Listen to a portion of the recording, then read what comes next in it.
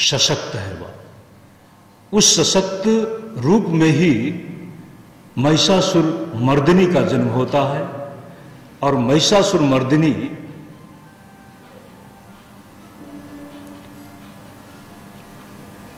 जब हमारे चारों तरफ देवताओं के अंदर चिंता व्याप्त हो गई,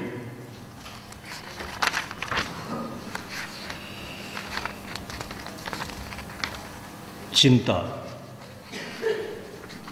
महिषासुर बहुत प्रबल है, ध्यान देना। हमारे जीवन के पीछे भी एक जीवन है। जिस महिषासुर को आप देख रहे हैं, जिस महिषासुर का चरित्र आपके सामने है, उसके पीछे भी एक जीवन है, उसके पीछे भी एक संस्कार है। महिषासुर और उसका पिता रंभ तपस्या कर रहा था। और तपस्या करते करते, ध्यान देना, जब उसको वरदान मिला है तो उस वरदान में वह अपने बल के उन्माद में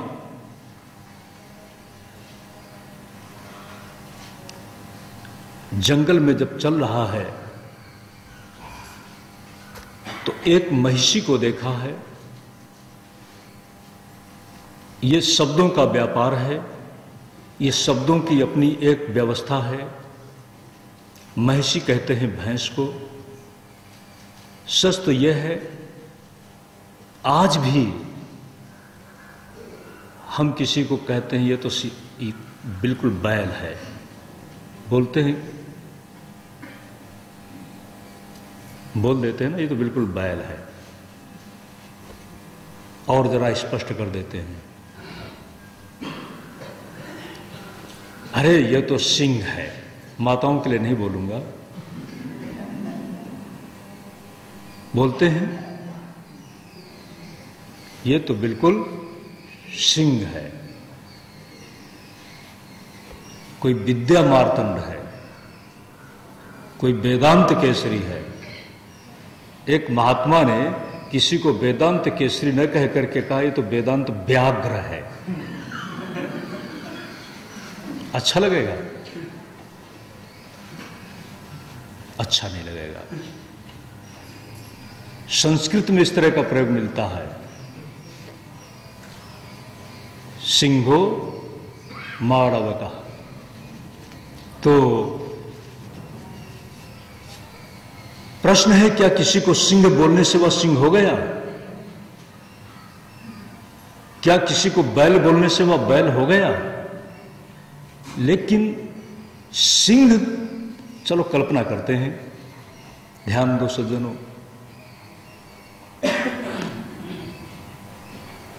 कोई बहुत सीधा साधा है, कोई बहुत मेहनती है, किसी भी व्यवस्था के साथ बिल्कुल सशक्त होकर चलता है, स्वाभिमान के साथ चलता है। 3 कर्म के रूप, बहुत मेहनती है, बोझा ढोता रहता है, उसको अगर कहा जाए बिल्कुल गधा आदमी है तो कैसा लगेगा? बिल्कुल गधा आदमी है, अच्छा नहीं लगेगा। और किसी को कहा जाए ये तो बिल्कुल बैल है, हालांकि बैल बुरा नहीं है, हमारे धर्म का प्रतीक तो वृषभ ही है, वृषभ ही है। इन दोनों संबोधनों से, उपमानों से व्यक्ति को अच्छा नहीं लगता, लेकिन यदि किसी को यह कह दिया जाए ये तो सिंह पुरुष है, वाह! सिंह पुरुष जब किसी को कह दिया जाता है तो उसको अपने आप में गर्व महसूस होता है। यह शब्दों का व्यापार है कुछ नहीं। किसी को यही कह दिया ये तो अद्भुत सुंदरी है। समुदाय में कुछ युवतियां खड़ी हों और ये कह दिया इनमें तो कोई एक अद्भुत सुंदरी है, तो हर युवती अपने आप को देखने लगे कि मैं तो नहीं हूं।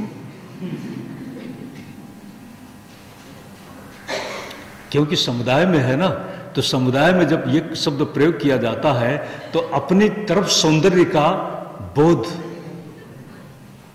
अपने को खींचता है। ध्यान देना, इसी अर्थ में कोई महिषी का शब्द प्रयोग था। उसके साथ संबंध हुआ है रंभ का, उससे हुआ है महिषासुर। अब ध्यान देना, जो काम की व्यवस्था में था वो काम के संस्कारों से ग्रसित होगा। जो काम की व्यवस्था के साथ जन्मा है, कहीं ना कहीं काम के प्रभाव का असर उसमें देखा जाएगा। इसलिए महिषासुर उस तेज से आविर्भूत दिव्य सुंदरी सिंहवाहिनी परांबा महाशक्ति महामाया को देखकर सम्मोहित होता है। लेकिन ध्यान दें, जो सबको सम्मोहित कर दे, अगर वह भी सम्मोहित हो जाए तो उसकी विशेषता क्या रहेगी? सबको सम्मोहित करने वाली महाशक्ति अपने आप में किसी से सम्मोहित नहीं होती। सबको वशीभूत करने वाली महाशक्ति अपने आप में किसी से वशीभूत नहीं होती। सबको अपने तंत्र में चलाने वाली, अपने इशारे से नृत्य कराने वाली, वह किसी के हाथ की कठपुतली नहीं बनती।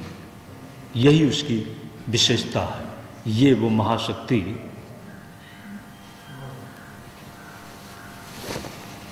अपने विविध रूपों में, ब्रह्मा को वह जिस समय ब्रह्मा और विष्णु और भगवान शिव विमान पर बैठ करके जा रहे थे,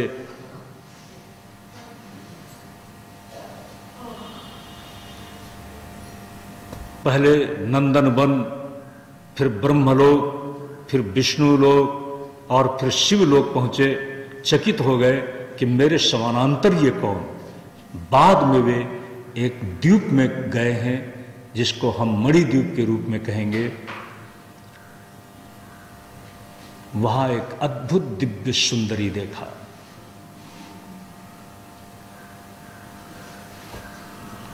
उस अद्भुत दिव्य महासुंदरी जिसको हम भुवनेशी के रूप में कहेंगे, बालार्क मंडलाभासाम, बोलिए, बालार्क मंडलाभासाम चतुर्बाहु त्रिलोचनाम पाशांकुशबराभीतिर धारयन्तीं शिवां भजे। दूसरा भी श्लोक है, बालर्रविदुते मिंदु किरीटां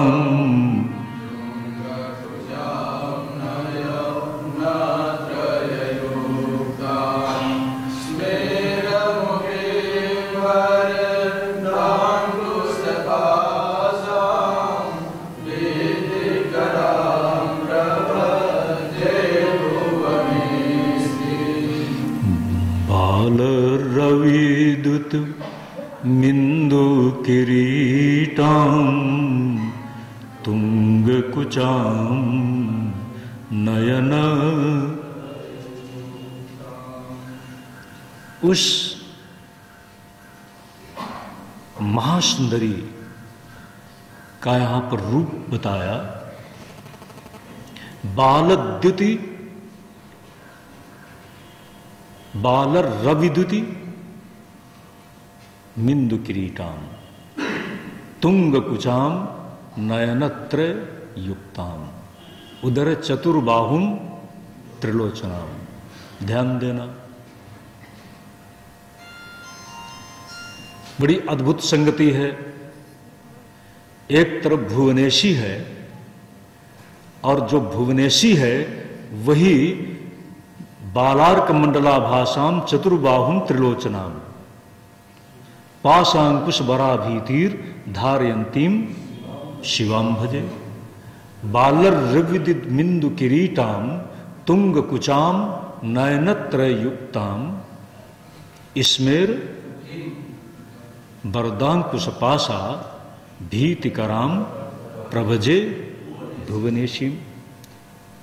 जो भुवनेशी के आयुध हैं, जो भुवनेशी की पहचान है, वही शिवा की पहचान है। शब्दों का फर्क है, एक है बालर रविदुति और दूसरी तरफ क्या है, बालार्क मंडलाभासाम। अर्क कहते हैं सूर्य को। जो बाल सूर्य है उसकी जो कांति है उसके जैसी जिसकी अंग कांति। बालर रविदिति मिंदु किरीटाम, और उसका किरीट चंद्र है। उधर भी बालार्क मंडलाभासाम चतुर्बाहुम। तो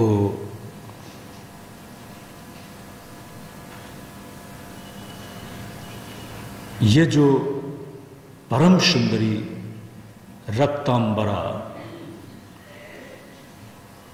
भुवनेशी, उस भुवनेशी के सभागार में पहुंचते ही ये तीनों स्त्री बन गए,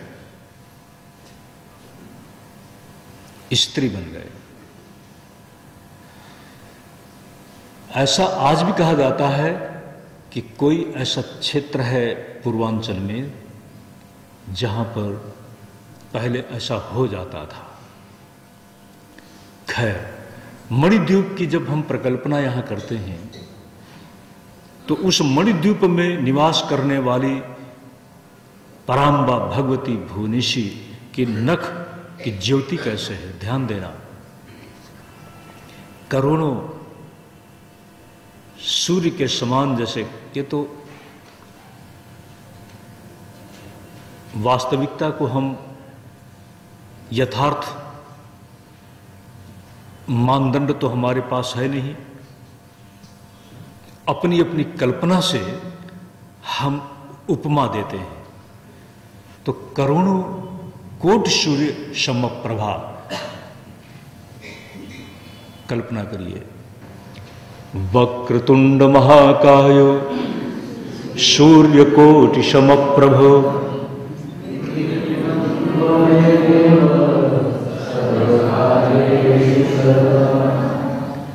हम आप जब भगवान गणेश की वंदना कर रहे हैं तो वंदना कब कर रहे हैं, जब उनकी छवि को देख रहे हैं। जब छवि को देख रहे हैं तो वह कैसी छवि है, वक्रतुंड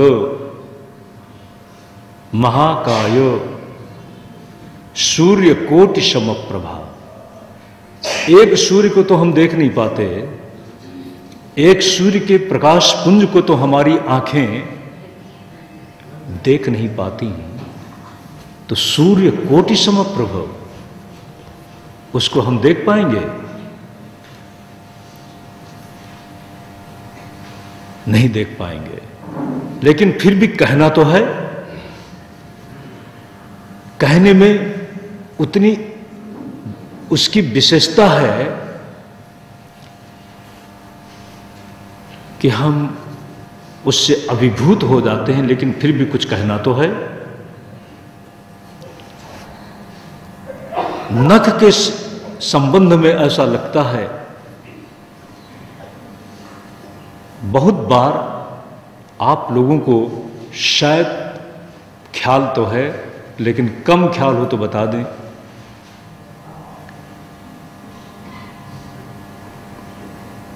गुरुनख बंदों गुरुनख मणिगढ़ ज्योति।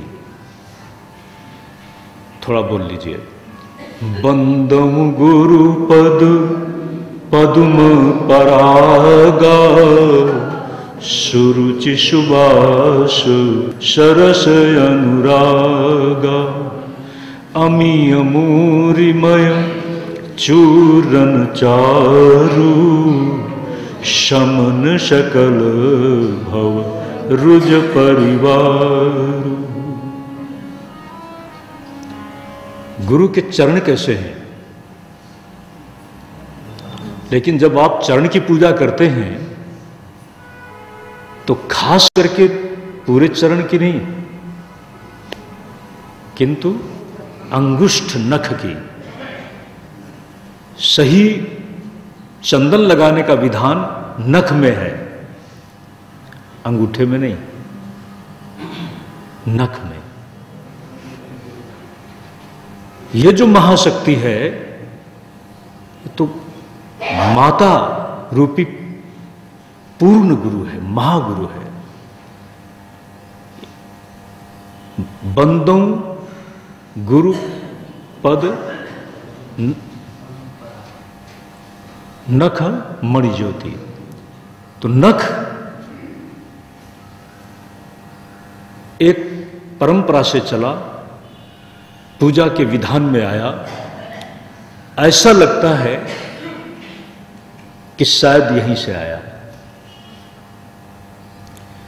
जब ब्रह्मा विष्णु महेश ने देखा कि उसके नख के प्रकाश में संपूर्ण लोक लोकांतर दिख रहे हैं, संपूर्ण विश्व ब्रह्मांड दिख रहे हैं, ध्यान देना, ये संपूर्ण जगत सर्वम देवी मयम जगत। हमारे विद्वान पंडित जन दुर्गा सप्तशती में पाठ करते हैं, रहस्यत्रय में अंतिम रहस्य में इस बात से उसकी पूर्णता होती है, सर्वम देवी मयम जगत। तो ये संपूर्ण जगत, संपूर्ण विश्व ब्रह्मांड मानो उसके एक अंगुष्ठ नख में समाहित है। इतना उन्होंने देखा और देखने के साथ वे मुग्ध हो गए। उनका जो पुरुष शरीर था वो स्त्री शरीर में रूपांतरित हो गया। बाद में उस महाशक्ति ने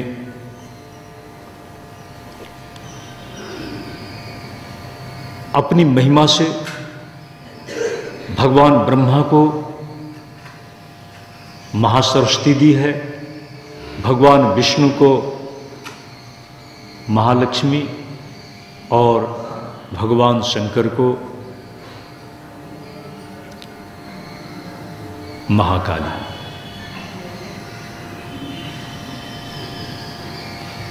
भगवान ब्रह्मा को रजो प्रधान शक्ति, भगवान विष्णु